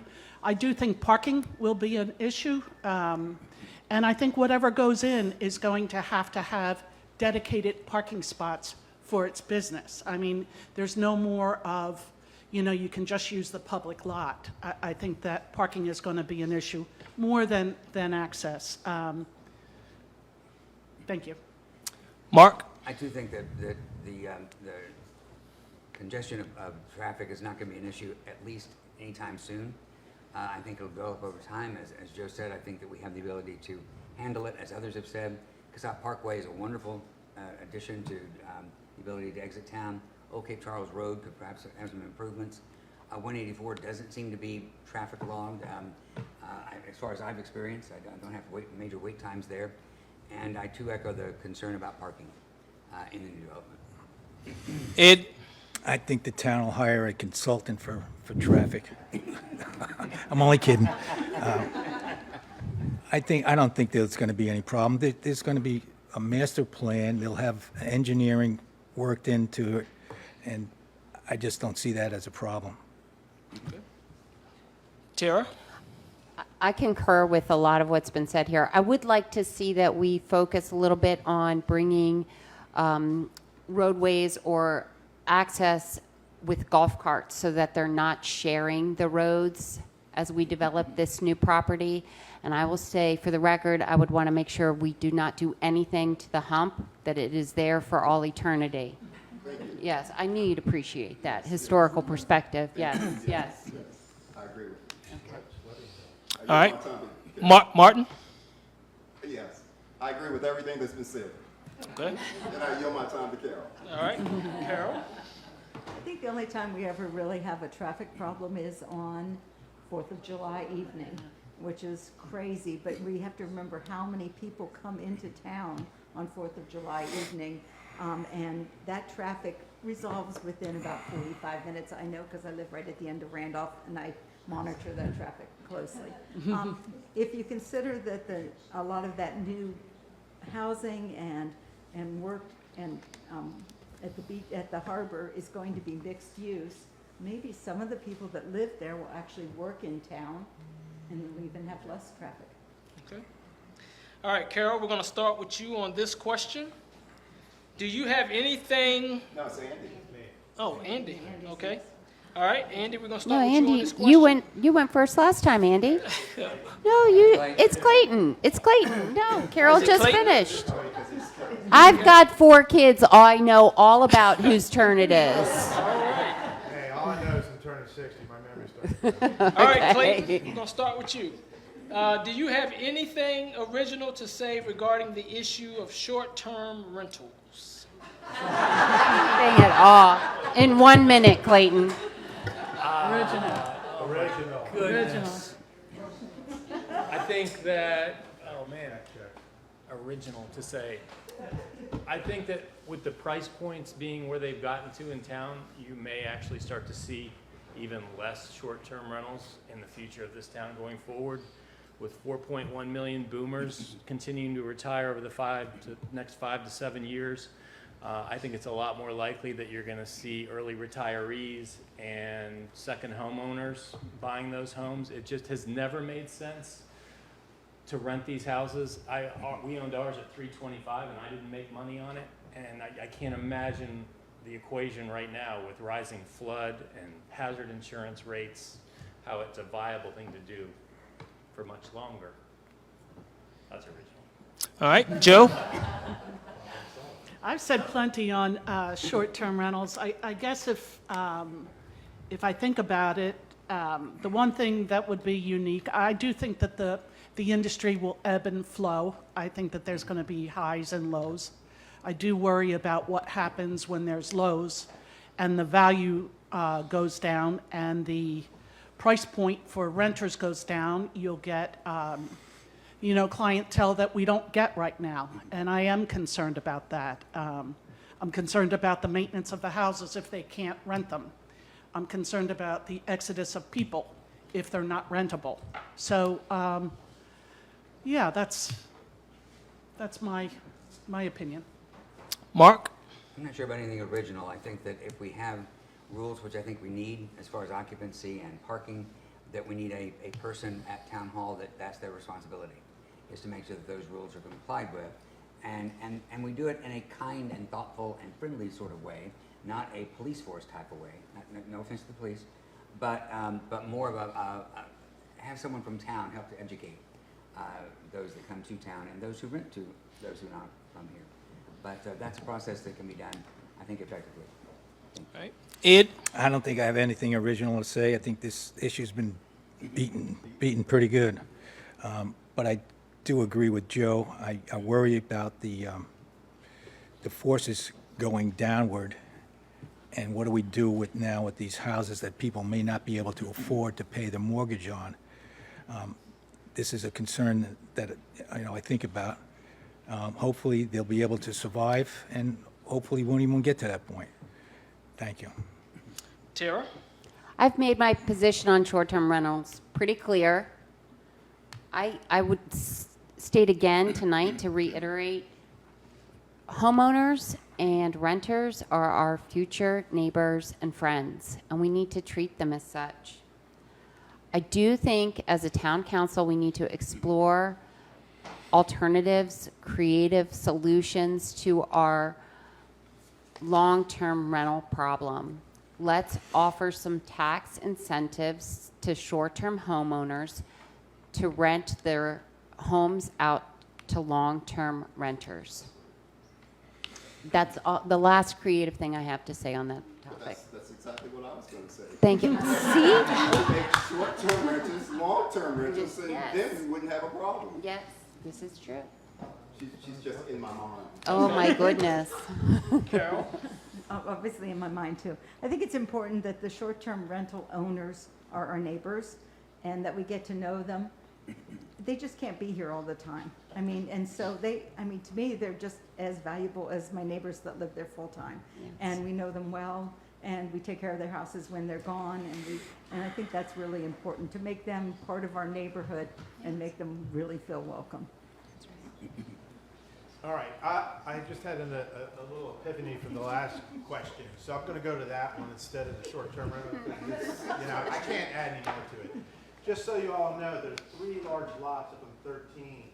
They're owned by VDOT. 1950, they were gonna put a clover leaf there, so if we get that big, guess what? They still own it, and they still have the plans for it, so don't be surprised if we get to 10,000 people, if they put a clover leaf up there, and there's not gonna be any light up there. So, it's there.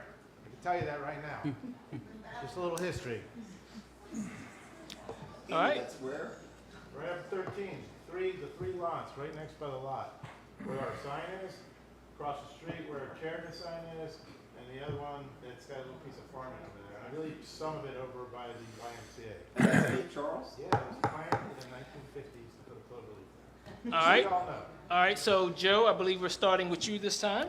All right, so we have 2 more questions to go, and then we will allow you all to give your closing remarks. All right, some of you are newer here or recent returnees. What is the main attraction that made you decide to stay, and how will you preserve that attraction? The main attraction for me was just the quaintness of the town. Like I said, we came here on vacation. It was over COVID. There was another couple in us that came. We stayed on vacation mostly because we're boaters, and we knew that there was 2 marinas in town, and we just grew to love the town. I don't know what it is. People have talked about it, but it was such a lovely town, and the homes are so lovely. What would I do to preserve it? I guess try to maintain the quaintness and keep the town the way it is. What we all fell in love with, the visitors and the residents as well. We all fell in love with the quaintness of this little town. And that's what I would try to retain. Mark? I'm going to say the same thing since that potluck that showed up with 35 people to meet new people that might come to town. This was the place I wanted to be. And that was in 1996 to about 2 years ago when I came down here permanently. I think it's going out of our way. It's taking the steps to meet the short-term renters, to know the persons that owns the house, to participate in events like the community-wide potluck that's organized, that Tammy organizes, and other events like that bring the community together. We have a responsibility to participate in those types of things and to meet our neighbors and to be the welcome wagon and that sort of thing, and to make people feel welcome. And that's exactly what happened to me when I came here. It's exactly what we need to keep doing. Ed? I came here because my kids could walk to the beach and they could walk around town with no problems. I felt that it was a safe place, and I'd like to maintain that. I'd like to maintain the small-town character, the historic houses, naturally the beach and the harbor, and I mean, I retired here for that. So that's pretty much it. Tara? How many of us have referred to Cape Charles as Mayberry? I'm raising my family in Mayberry. My husband and I could not be more thrilled, and we want to maintain that Mayberry feel.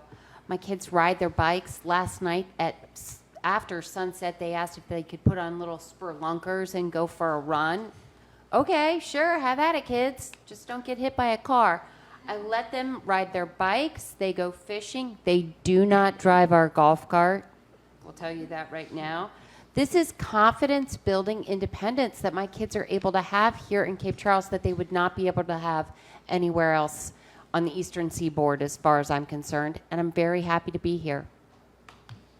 Martin? Yes. Well, me, as for me, Yes, sir. my brother made me come home and stay and take care of my mom. She's 85, and my sister's 65, and she's partially handicapped. And on my way back, we had a puppy, and my mom had the puppy locked up in a cage, and I freed the puppy, and the puppy's been following me ever since, and that puppy's Rusty.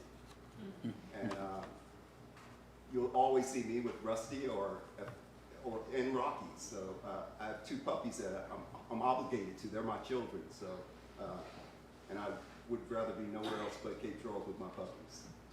So that's what brought me home. And since I came home, I've enjoyed it. I love my Cape Charles fellow citizens, and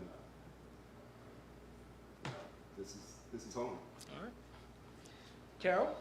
Well, of course, the quaintness brought us, most of us here, but I really enjoy the walkability of town, and anything that we can do to continue to make the town safe, accessible, and walkable really would be my emphasis.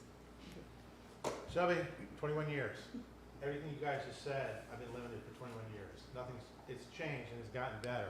First time I came down, Chuck Little was my realtor. Took me over to Tom Bonadeo's house, who's under construction to rebuild it. Made a friend right away, before I even bought anything. My kids were raised here, 3 and 5 when they moved here. My daughter came after me in February, butt naked on the boardwalk up there, looking for daddy walking the dogs.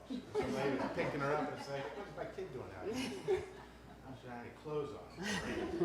So, and the quaintness really hasn't changed. It's all up to us to do this. So the town can foster it, but I'm telling you, it's all up to us individuals to keep it going.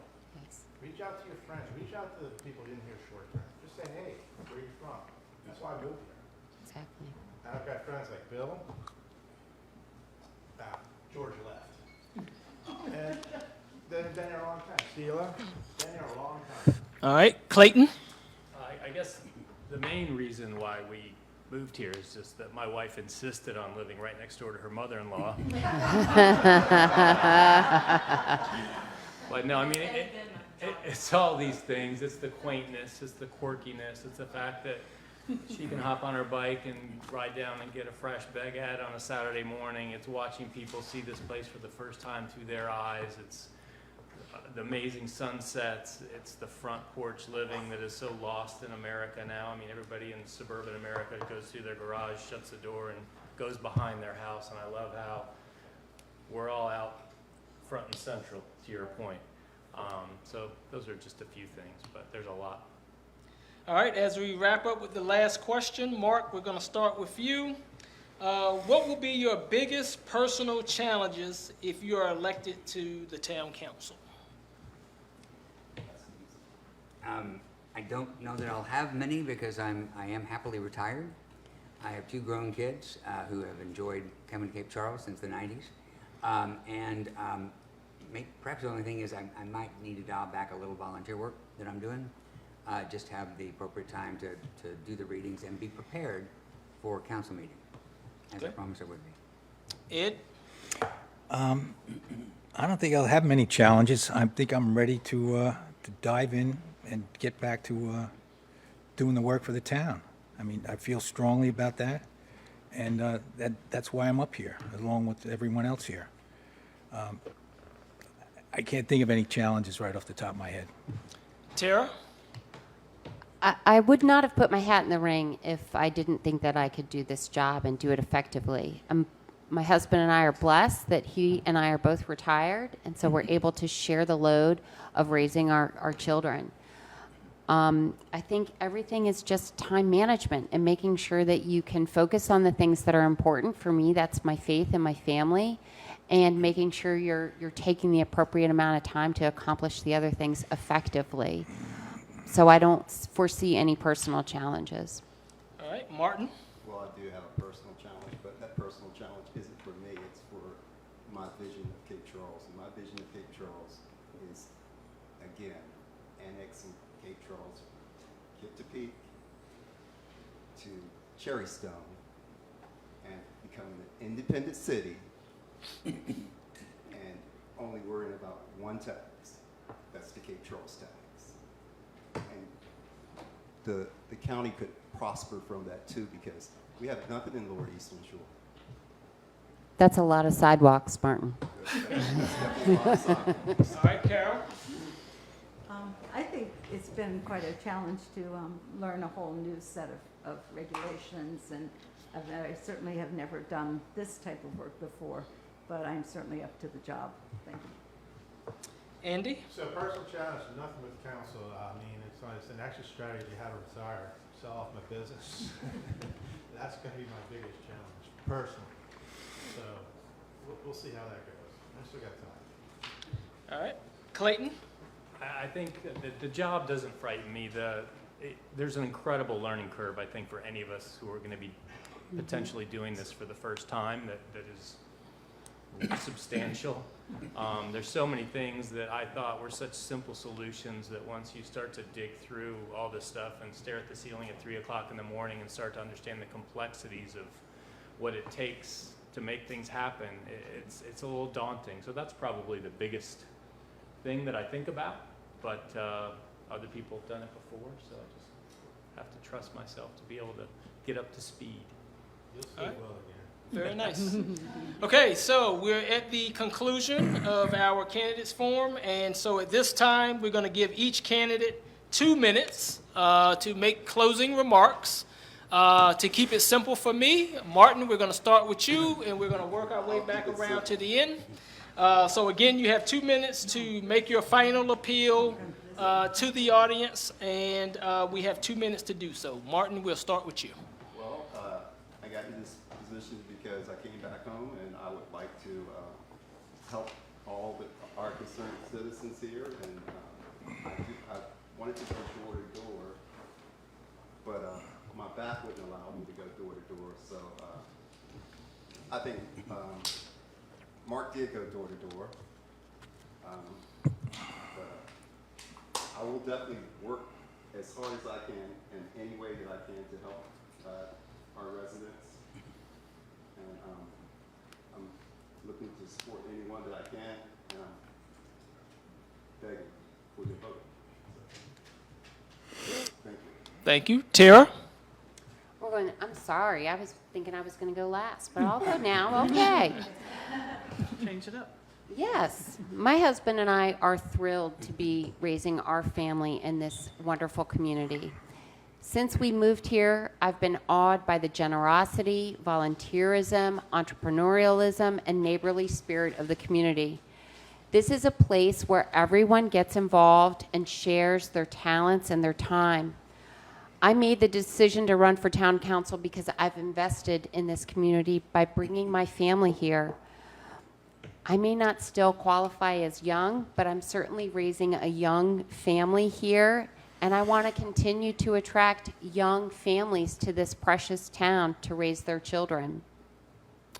Throughout my professional and volunteer career, I've managed large budgets, I've led dynamic groups, and I've navigated bureaucracies. On a personal level, I've survived cancer twice. I have 4 children, 3 of whom are girls. I have a set of twins, and I am married to a man from New Jersey. It's safe to say I do not shy away from challenges. I know how to tackle tough things head on and bring them to successful completion with tenacity, love for the work at hand, and a lot of grace from above. I will bring that same spirit and ethic to my role as a town council member. I hope I've earned your vote this evening. Thank you very much. Ed? Okay. In closing, I would like to thank my fellow candidates for stepping up to run for town council. It's definitely not easy. I would like to share with you something about why I think town council members should remember and abide by. Some of you may or may not know that I and my wife and others are caregivers for a dear friend and longtime past town council member, among other positions, Chris Bannon. He has been struggling with Alzheimer's dementia for the last few years. And when asked a few years ago back to become his power of attorney, I accepted. When I asked the lawyer what the responsibilities involved, she told me I have to take care of his financial responsibilities, signing contracts, paying his bills, control of bank accounts, etc. But then she said to me, the most important job was to look out for his best interests. To look out for his best interests. That has stuck in my mind for the last few years, that this is what I would like to tell to be elected to town council. It is to look out for the town and its people's best interests. Thank you. Mark? I too would, in closing, would like to thank those who sponsored the forum tonight, Rotary and Main Street. I'd like to thank our moderator. I'd like to thank for the folks that are on the live stream, and for those that will watch us at some point in the future, if they choose to, on the recording of tonight's event. When I first came to Cape Charles, there was a friendliness and a spirit of possibilities. There still is. We've had a lot of changes. We've had some disputes. We've had some disagreements. And they're going to continue to happen. But if we interact with each other on a regular basis, if we attend social events, if we get out and participate in volunteering for Festive Fridays and other types of events that are going on in the community, we get to know people on a different level. And if when disputes arise, we're having a disagreement with friends. We're not having a disagreement with someone we don't know necessarily. But part of that responsibility is on us. In politics today, there are so many different ways that we can be polarized. And I think it's up to all of us to pledge and to promise to not let that happen here. It's just crazy. It's crazy that it's happening nationally. I believe in compromise. I believe in cooperation. I believe in collaboration. I believe that's how we get things accomplished. I don't like the idea of having winners and losers when it comes to things that we don't have to have that as part of. I chose very deliberately a slogan that's on the yard signs I've got and on the brochures I've got: we are better together. And I mean that. We are better together. Thank you. Thank you. Joe? Tara, I lived a spell in New Jersey. We're not bad. No, great. I married it. You're great. In closing, I've lived many places in my life, but I can honestly say there's been no place that has more passionate residents than the town of Cape Charles. It makes no difference if you're born here, come here, brought here, or needed here. Those are real categories. Whether you have been here 5 years or 50 years, or whether you are a pauper or a millionaire, we all share the love of this lovely little community. The residents of this town don't want to lose that. But there seems to be some concern that it'll be lost if we don't enforce proper management. We're at a crossroads here. Last night, we heard a young woman speak of her experiences here in town. She grew up in Cape Charles and wants to stay and be a lifelong contributing resident. But as she and many others have said, full-time residents are here year-round supporting businesses and welcoming visitors and volunteering around town and making our town what it is, a quaint town. Nobody minds doing that, but from her perspective and many others, there appears to be nothing in it for the residents. In other words, there is no balance. We've got to get back to including residents in decision-making and giving back to residents. I applaud our town officials in taking the first step last night to formally address occupancy issues. Thank you. This is a small but meaningful step toward restoring balance in all of our town. Thank you. Clayton? So, Mark, this will sound like pretty much a duplication of what you just said, my friend, but I would also like to thank the Rotary and Main Street for hosting this event, and to all of you who took the time out of your day and missed probably a beautiful sunset tonight to sit through one of these. It's so important for us to engage not only in these candidate forums, but in meetings and to stay up to date on things that are happening again so that you know what's happening before it happens. So again, to all of you here tonight, the people on Facebook, to those who attended a previous forum or any one of our individual candidate events, I thank you. It's all such an important component of having a solid community and the sense of community that we all say we want to maintain.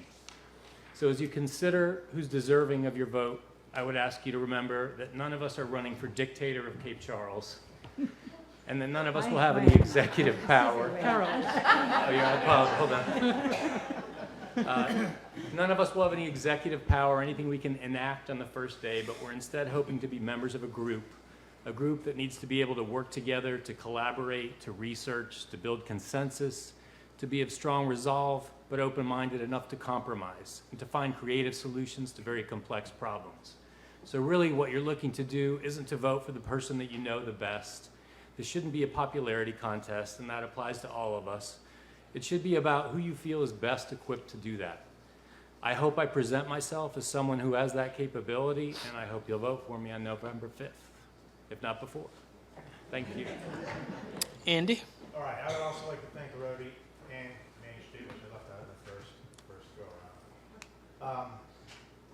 I've been doing this almost 9 years, so I think I'm more than qualified to do this. So I've been through a lot of ups and downs through, 2008 where it went up, it collapsed, went down, a lot of second homes got sold, went into foreclosure. Started here with about 100 and some odd homes that were falling apart, serious blight. When I was on planning commission, we lost 15 of them. So we're down to a handful.